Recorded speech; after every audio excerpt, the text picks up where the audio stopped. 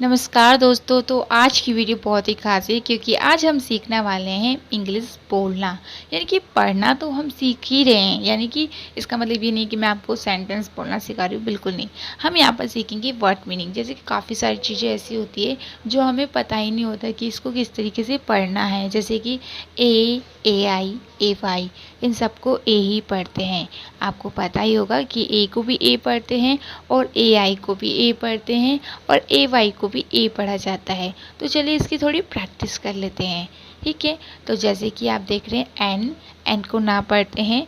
ए के बाद अगर एक वर्ड छोड़ के ई होता है तो ए को ए पढ़ा जाता है। जैसे कि ए को हम ए पढ़े ना, यानी कि एन, यानी कि ना पे ए की मात्रा ने, और एम को माँ पढ़े यानी कि म, यानी कि ने म, और लास्ट वाले को नहीं पढ़ते हैं तो हम क्या पढ़ेंगे, नेम, जिसका मतलब होता है नाम। उसके बाद फेम, फेम में भी आप देख रहे हैं एफ को फा पढ़ रहे हैं, ए को ए पढ़ रहे हैं, और उसके बाद एम को माँ पढ़ रहे हैं, और लास्ट वाले को नहीं पढ़ रहे हैं, यानी कि फे म, जिसका मतलब होता है प्रसिद्ध या फिर प्रसिद्धि, ठीक है। उसके बाद देखिए गैम, गैम में भी आप देख रहे हैं ए के बाद एक वर्ड छोड़ के ई है तो ए को ए पढ़ा जा रहा है, और एम को माँ पढ़ रहे हैं, और जी को क्या पढ़ रहे हैं, गा पढ़ रहे हैं। तो ये चीज़ मैं आपको कितनी बार बता चुकी हूँ कि अगर जी के बाद ई आई वाई होता है तो जी को जा पढ़ा जाता है। अगर ई आई वाई नहीं होगा तो जी को गा पढ़ेंगे। तो यहाँ पर ए को ए पढ़े यानी कि गा पे ए की मतलब गे, और एम को माँ पढ़े यानी कि म, यानी कि गैम। लास्ट वाले ई को तो हम पढ़ ही नहीं रहे हैं। उसके बाद देखिए रेट, रेट में भी आप देख रहे हैं आर को रा पढ़े, और ए को ए पढ़ रहे हैं, और टी को टा पढ़े, यानी कि रा पे ए की मतलब रे, और टी को टा पढ़ा, रेट हो गया। और लास्ट वाले ए को तो हम पढ़ ही नहीं रहे हैं, जैसे कि मैंने आपको बताया है। उसके बाद रेट का मतलब मूल्य, ठीक है। उसके बाद देखिए सेम, सैम में आप देख रहे हैं एस एच को शाह पढ़ते हैं।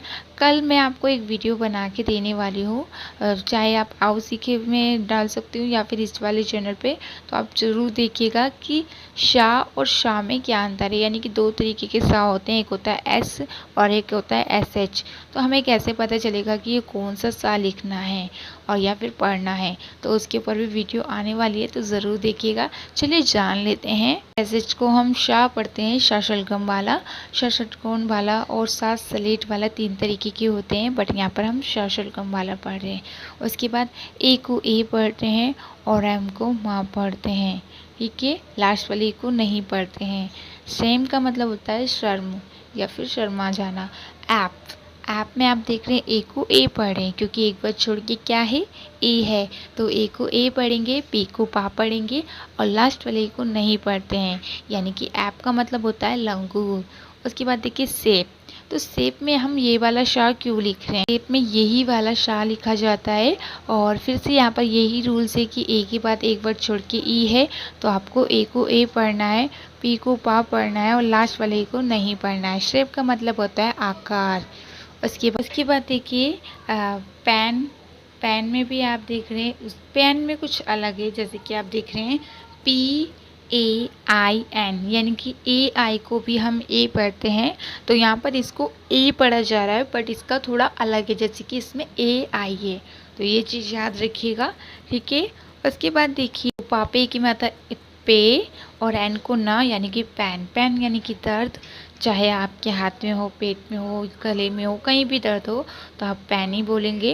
उसके बाद रैन में भी आप देख रहे हैं ए आई ए, यानी कि आर को रा पढ़े, ए आई को ई की मात्रा, और एन को ना, यानी कि रा पे की मात्रा रे न, ठीक है, जिसका मतलब बारिश होता है। अब देखिए ए वाई, तो ए वाई को भी ए पढ़ते हैं, जैसे कि आप देख रहे हैं डी को डा पढ़ते हैं, ए वाई को ए पढ़ते हैं, तो यानी कि डी को डा पढ़ा और ए को ए पढ़ा, यानी कि ए वाई को ए पढ़ा तो डी हो गया, जिसका मतलब तीन होता है से। देखिए एस को सा पढ़ रहे हैं और ए वाई को ए पढ़ रहे हैं, यानी कि से का मतलब होता है कहना। तो यहाँ पर आपने समझा कि ए को कहाँ किस तरीके से पढ़ा जाता है। तो हम जल्द ही रोज़ाना आपके लिए ऐसी वीडियो लेके आने वाले हैं जिसमें आपको बोलना सिखाएंगे कि किसको किस तरीके से डिफरेंट लिखा जाता है, कैसे पढ़ा जाता है। तो यहाँ पर आप देख ही रहे हैं किस तरीके से पढ़ना है, आपका जो भी कन्फ्यूज़न है वो दूर हो जाएगा। चलिए थोड़ा सा और आके सीख लेते हैं। कि ए के बारे में कुछ न्यू है जो मैं आपको बताने वाली। वैसे तो आप लोगों को शायद पता होगा, बट मेरा फ़र्ज़ बनता है कि मैं हर चीज़ आपको समझाऊं। तो देखिए, ए को आ कहाँ पढ़ते हैं। वैसे तो मैंने बता रखा कि ए के बाद एन होता है, एल होता है, एम क्या नाम है, ए एन टी होता है, तो ए को ए पढ़ते हैं। पर हाँ, अगर कोई सेंटेंस लिखा गया है जैसे कि he is a good boy, तो यहाँ पर जो ही इज़ के बाद ए है ना, उसको हमको ए नहीं बोलना है, उसको हमको आ पढ़ना है।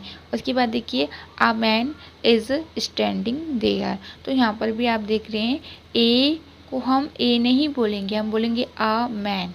तो ये चीज़ बहुत इम्पोर्टेंट है। कहीं भी अगर ए अकेला आएगा किसी भी सेंटेंस में, तो आपको ए को आ पढ़ना है। तो ये गलती बिल्कुल ना करें कि वहाँ पर आप हम लोग क्या करते हैं, उसको ए पढ़ देते हैं, जो गलत माना जाता है। तो ये गलती बिल्कुल भी ना करें। चलिए अब आगे देख लेते हैं। अब देखिए, ई का उच्चारण, यानी कि ई को किस तरीके से पढ़ा जाता है। अभी हमने सीखा ए को किस तरीके से पढ़ा जाता है, अब यहाँ पर ई के बारे में जान लेते हैं। तो देखिए, ई को ई भी पढ़ा जाता है, ई को डबल ई को भी ई पढ़ा जाता है, और ई ए को भी ई पढ़ा जाता है।